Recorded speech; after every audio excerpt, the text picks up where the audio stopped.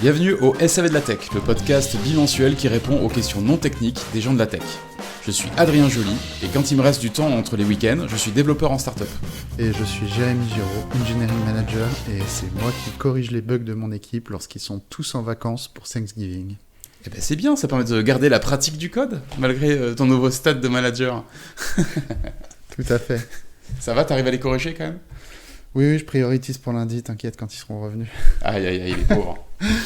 Bon. Alors, est-ce qu'on a une question aujourd'hui, Jérémy ? Oui, on a eu une superbe question de Virginie. Virginie qui nous dit « Bonjour. Donc, au travail, je suis constamment interrompu. Déjà, je travaille dans un open space qui est aussi le hall d'entrée, la salle de pause et de réunion. Ah yes. Mais globalement, en utilisant un casque, j'arrive à rester focus. Par contre, je n'arrive pas à enrayer les invasions physiques. La PDG peut débarquer et me demander pourquoi une telle fonctionnalité semble bugger ou si je peux faire une petite chose vite fait là tout de suite. Mon DSI, CTO, chef de projet ou team lead vient s'asseoir à côté de moi sans prévenir et commence à me parler d'un point technique alors que je suis en pleine algo, le casque sur les oreilles. Entre devs, on se contacte par Teams, ça permet à l'autre de répondre s'il n'est pas occupé et de voir rapidement si une petite info suffit ou si on doit prendre le temps, donc pas de souci, mais avec les autres, ce n'est pas la même histoire. On dirait que comme on est dans un open space, c'est open bar, je trouve la blague particulièrement drôle, et qu'on est à disposition. Au début, j'avais demandé à mon DSI justement comment il voulait que je me positionne dans ces cas-là, et il m'avait répondu d'envoyer balader les gens, pas très sympa, qui me dérangent, et même de les renvoyer vers lui, mais de l'eau a coulé sous les ponts, et quelques périodes de rush plus tard, plus personne ne respecte notre concentration. Donc ma question est, comment cadrer ces interruptions intempestives en restant professionnel et courtois ? Vaste question, il y a plein d'éléments, je trouve ça passionnant en fait. La question est super, merci à Virginie qui nous l'a envoyée via le formulaire. On Ouais. vous rappellera en fin d'épisode. Elle nous a précisé qu'elle était en start-up, mais bon, je pense que ça pouvait peut-être se comprendre plus ou moins avec le contexte, quoique.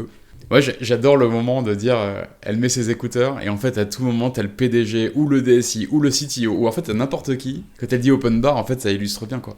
N'importe qui peut arriver, se poser à côté d'elle, et complètement disrupt ce qu'elle était en train de faire, quoi. Et en même temps, tu te dis, mais quand t'es en start-up, bah, évidemment, il y a des trucs inattendus qui arrivent à n'importe quel moment, donc c'est bien qu'il puisse y avoir cette communication. En même temps, je peux complètement comprendre que c'est hyper disruptif et c'est hyper frustrant quand t'es deep dans quelque chose, quoi, quand t'es vraiment hyper concentré, quelqu'un vient t'interrompre sans sollicitation, sans demander le consentement, alors qu'en plus t'avais essayé de t'isoler tant bien que mal avec tes écouteurs. Donc Virginie, je compatis, c'est pas évident. Toi, qu'est-ce que t'en penses à chaud, Jérémy, de la question ? Moi, je vais faire l'avocat du diable, excuse-moi, hein, mais je trouve que justement l'attitude, le casque sur les oreilles, si on veut sortir du stéréotype le développeur autiste, honnêtement, c'est quelque chose que je trouve pas acceptable en open space. Bon, c'est bien de pouvoir s'isoler, écouter de la musique, etc., travailler tranquillement quand on le peut, mais c'est vrai que si on arrive à bien prioriser son travail, normalement, on n'arrive pas au stade où on a besoin de s'isoler d'une telle manière ou pendant une période de temps trop longue. Je suis sincèrement convaincu qu'il y a une méthodologie d'organisation du travail, alors pas que pour Virginie, hein, mais je veux dire pour toute la boîte, qui permet de ne pas arriver à ce truc-là et d'avoir un équilibre entre le temps de concentration et la capacité à être interrompu lorsqu'on le veut. J'ai plein d'éléments à donner et je ne sais pas par lequel commencer, pour être honnête. Bon, en tout cas, t'es un gentil avocat du diable, hein, si je peux me permettre. Parce que tu cherches un équilibre. Ouais. Parce que dans ce cas-là, moi, je suis d'accord avec toi. Hein. Il faut évidemment trouver un équilibre. Donc, c'est quoi les clés pour trouver cet équilibre, du coup, vu que t'as déjà des éléments en tête ? Bah, un peu comme ce qu'on a fait depuis le début, moi je pense que recommander des choses que les gens peuvent changer eux-mêmes, c'est une bonne chose. Et je vais commencer par le problème le plus basique, le premier qui a été évoqué, c'est les invasions physiques. Si on met un casque sur la tête, on est obligé de venir lui taper sur l'épaule. Si tu veux pas qu'on te tape sur l'épaule, fais en sorte de pouvoir être accessible d'une manière ou d'une autre. Ça permettra d'éviter ce genre de choses. Par exemple, qu'elle puisse être interpellée, déjà c'est un peu moins invasif. Ouais, c'est ça, simplement. Ouais, ça se tient, ok. Et ensuite, moi, il y a un truc qui m'a marqué, c'est qu'au début, la demande du DSI, c'était de rediriger les personnes vers le manager ou le directeur qui saura gérer la prioritisation des tâches. C'est est-ce que j'ai besoin d'être interrompu à ce moment-là? Quand on est interrompu, c'est trop tard. Donc du coup, je pense que c'est toujours important d'arriver à reprioriser les tâches et de dire ok, de quoi tu veux me parler, est-ce que c'est important à ce moment-là, sinon c'est peut-être au manager et de rediriger ça vers la personne adéquate. Donc ça veut dire qu'en gros, tu valides l'idée de rediriger, plutôt que les gens viennent la voir elle, ce serait plutôt sain que ces personnes-là aillent voir une autre personne, manager ou autre, qui fasse le dispatching, quoi. Oui, parce que c'est un peu son rôle, justement, de protéger son équipe de ce genre de distraction. Si elle laisse les gens l'interrompre à chaque fois, elle sera considérée comme la personne qu'on peut venir interrompre aussi. Ouais. Donc à toi de marquer entre guillemets tes limites et de dire, mais on peut te dire poliment, je veux dire, ah ouais, c'est un sujet intéressant, effectivement, il y a eu ce bug-là, j'en ai entendu parler. Moi, je pense que ce qui est important, c'est d'en parler à... Jérémy, il saura redispatcher la priorité et l'assigner à quelqu'un de l'équipe qui est dispo pour que ce soit résolu au plus vite, par exemple. Ouais. Moi, j'ai connu quelqu'un dans une de mes précédentes expériences pro qui était tout le temps emmerdé. C'est à lui qu'on demandait tout le temps de faire des tâches à l'arrache, comme ça, truc. Ouais. Et pire, il se tapait les pires tâches que personne ne voulait faire. Et en fait, il s'est avéré que pourquoi c'était cette personne-là qui les faisait? Parce qu'elle disait jamais non. Bah ouais. Donc en fait, les gens allaient voir cette personne spécifiquement parce qu'ils savaient que ça allait passer. Ouais. Alors que les autres, ils avaient plus tendance à la ramener, dire bah non, c'est pas mon boulot, c'est pas ma spécialité, je suis trop occupé en ce moment, tu comprends, nan. Ils trouvaient toujours des excuses. Et donc en fait, cette personne, elle avait creusé sa propre tombe, en fait, quelque part. Puisque en disant oui à tout, elle se retrouvait dans une position où c'était la go-to personne dès qu'il y avait un truc à la con à faire. Donc moi, j'ai envie de poser la question à Virginie, est-ce que tu t'es pas mise aussi dans cette situation? Alors c'est pas une fatalité, hein. Mais peut-être que, il faut voir aussi si tu es en mesure de le faire, en refusant avec des bons arguments et des contre-propositions, mais en refusant peut-être un peu plus de choses qu'on va te demander comme ça à l'arrache, peut-être que ça peut t'aider aussi à sortir de ce rôle de go-to personne, de par défaut je vais voir Virginie parce que je sais qu'elle va me dire oui quoi, pour faire la tâche. Ça peut peut-être aider un petit peu. Ouais. Non mais tout à fait d'accord. Bon, je trouve abominable l'excuse que tu as dit qui est non, c'est pas mon travail. Il y a de bonnes manières de dire non, je pense, et d'essayer de rester constructif. Je pense que il y a un intermédiaire entre dire oui tout le temps et accepter d'être. Mais dès que tu vas commencer à marquer le cadre et que les personnes vont commencer à voir que de toute façon, qu'ils viennent t'embêter ou pas, leur problème ne sera pas solutionné tant qu'ils vont pas passer par l'étape de prioritisation de leurs tâches. Ils vont finalement gagner du temps et aller à la source quand ils verront que ça se produit. Je me demande s'ils ont un product owner ou quelqu'un qui joue ce rôle un petit peu de représentant du produit, quoi. Typiquement, normalement, quand il y a un bug, enfin un comportement qui est jugé bizarre, c'est la personne en charge du produit qui devrait être en mesure de dire est-ce que c'est normal, pas normal, est-ce que c'est une étape intermédiaire en attendant qu'on ship telle autre partie. Ça me paraît bizarre d'aller emmerder un dev, parce que je suppose que Virginie est dev, elle a peut-être pas dit, mais... Oui, parce qu'elle dit qu'elle fait de l'algo, soit dev, voilà, soit... Je trouve ça bizarre d'aller voir direct le dev, alors que normalement, dans les équipes agiles que je vois souvent en startup, il y a un proxy qui est le product, le responsable product, quoi. Mais Virginie évoque DSI, CTO, chef de projet, team lead, donc il y a au moins 4 layers, on va dire, de protection dans son équipe qui sont censés pouvoir absorber ce genre de demande. Ça peut peut-être révéler d'ailleurs que ces personnes sont peut-être pas assez au courant de ce qui se passe en fait. Quelle est la roadmap? Qu'est-ce qui a été shippé ou pas shippé? Qu'est-ce qui est dans les tuyaux? Et puis système de gestion des incidents, en fait, tout simplement, les incidents, c'est quelque chose qui se traite d'une manière très spécifique. C'est pas genre juste, ça arrive au fil de l'eau, il y a un problème, je vais voir quelqu'un, il y a un problème, je vais voir quelqu'un. Pour sa défense, au début, quand tu viens à peine de créer une startup, souvent il n'y a pas de process, et c'est fine. Ouais. C'est juste qu'à un moment donné, moi je sais pas quelle échelle est la taille, mais effectivement, quand les équipes commencent à grossir, ça devient important d'avoir ce type de chaîne de réflexion, de quand il y a un sujet, comment on le traite, quoi. Tout à fait. Mais là où j'ai envie d'insister, c'est que en milieu startup, il faut attendre à pouvoir être interrompu et changer de sujet très fréquemment. Et j'ai envie de donner aussi quelques tips pour ça. Parce que c'est quelque chose dont individuellement elle peut se servir. C'est l'aspect je suis en pleine algo, donc depuis 2 heures, quelqu'un m'interrompt et le château mental que j'ai construit s'effondre d'un seul coup. Et ça, je trouve que c'est quelque chose qui ne devrait pas arriver. C'est une erreur de débutant, j'ai envie de dire. C'est d'essayer de construire des châteaux dans sa tête. Et ça, il faut le faire autrement. Et il y a un truc qui marche bien, c'est l'écrit. Écrire les choses, décomposer les problèmes en sous-problèmes. Il n'y a pas d'autre manière. Hein. Au début, ça peut être un peu pénible. On se dit « Ah ouais, mais c'est lourd comme processus, etc. » Mais tu verras que plus tu le fais, plus c'est simple à faire.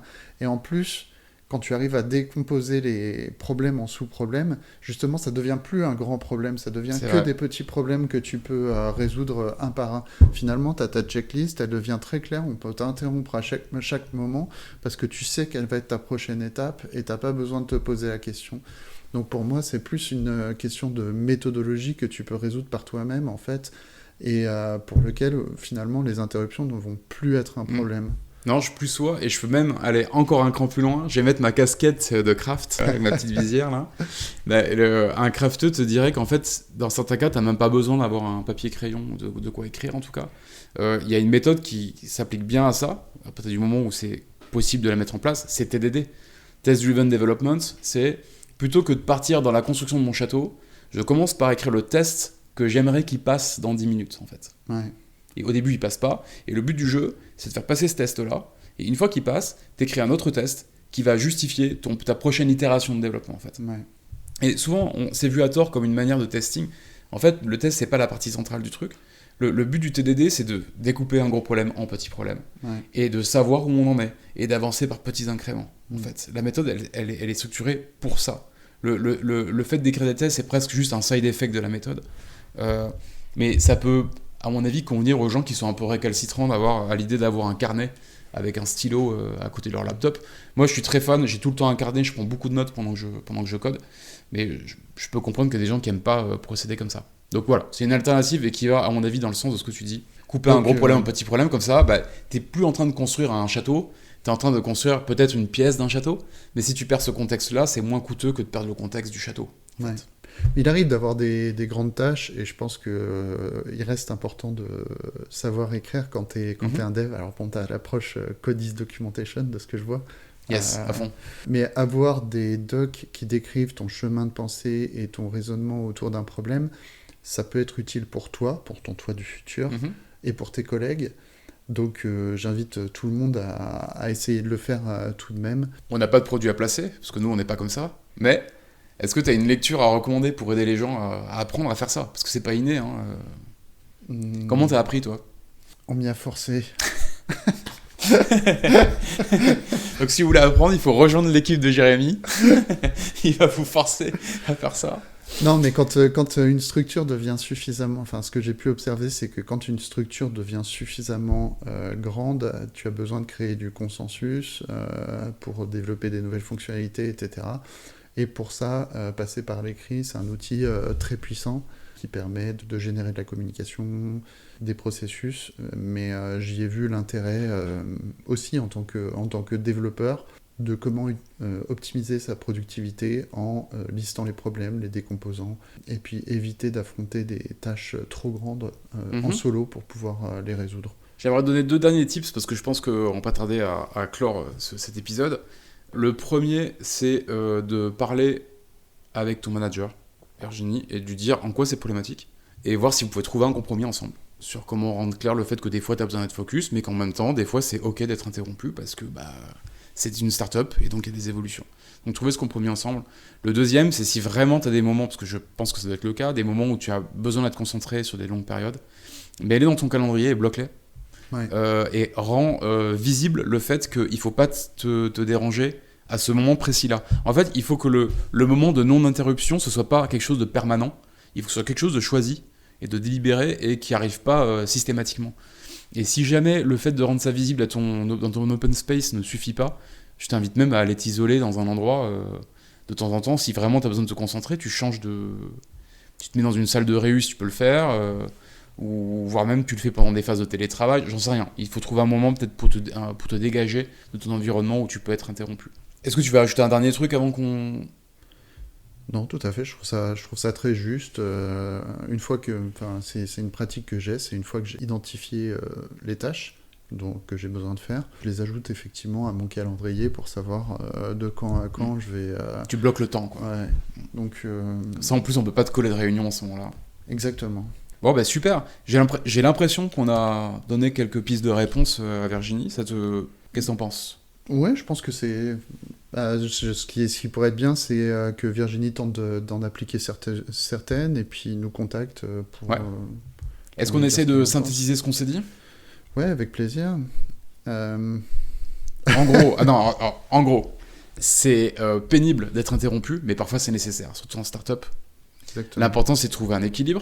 Peut-être d'allouer des moments de concentration versus des moments où tu sais que tu peux être interrompu. Clarifier avec son manager comment faire pour réguler ces interruptions. Peut-être que tu peux placer de temps en temps dans ton agenda des moments qui sont dédiés à la réflexion profonde et donc des moments sans interruption. Qu'est-ce qu'on a parlé? Le cadre. Découper les grosses tâches en petites tâches, Ouais. que ce soit à l'écrit, pour éviter le syndrome du château qui s'effondre dès qu'on a interrompu, ou bosser en TDD. Et tu disais? Le cadre, c'est-à-dire dès qu'il y a quelqu'un qui vient te voir pour un sujet alternatif, on va dire, en parler plus sous forme de prioritisation et Ah oui. avec le manager, Avoir une sorte de process, quoi. ouais, de manière à ce que tu ne sois pas la go-to personne Ouais. à chaque fois qu'il y a un problème qui vient de se faire polluer, on va dire. Puis c'est important, enfin, en termes de valeur pour le produit, tous les bugs ne se valent pas. Ouais. C'est important qu'il y ait quelqu'un qui ait une visibilité là-dessus et qui puisse déterminer Ouais. si c'est important ou pas, donc ça a de la valeur pour le Et en parlant de go-to person, point à pas oublier aussi, ne pas être la yes man personne. Parfois, ça a du sens de dire non à certaines tâches. Ou de dire, demande plutôt à telle personne. Et voilà, faut pas le faire systématiquement, mais je pense que c'est important d'apprendre à décliner correctement. Pour pas devenir cette go-to personne de fait et subir la situation ensuite. Tout à fait. Bon, merci encore Virginie pour ta question. On était ravis de pouvoir l'adresser aujourd'hui. On espère que ça t'aidera et que tu reviendras vers nous avec des nouvelles ou d'autres questions, qui sait. Ouais, avec grand plaisir. Bien. Pour les autres, on serait ravis vraiment d'entendre vos questions. On est vraiment super content d'entendre des questions de cette qualité qui viennent dans notre boîte aux lettres. Donc n'hésitez pas à poser vos questions pour les prochains épisodes. Et pour ça, il suffit de se rendre sur le site agio.ovh/sav et on sera heureux de pouvoir reprendre ces questions dans des futurs épisodes. Alors vous pouvez poser des questions anonymes ou avec votre nom, hein. C'est vous qui décidez. On sera ravis de vous mentionner si vous mettez votre prénom. Écoute, merci Jérémy, merci à vous toutes et tous, auditrices et auditeurs. Et on se retrouve dans 2 semaines pour le prochain épisode. Merci à tous. Salut! Bye.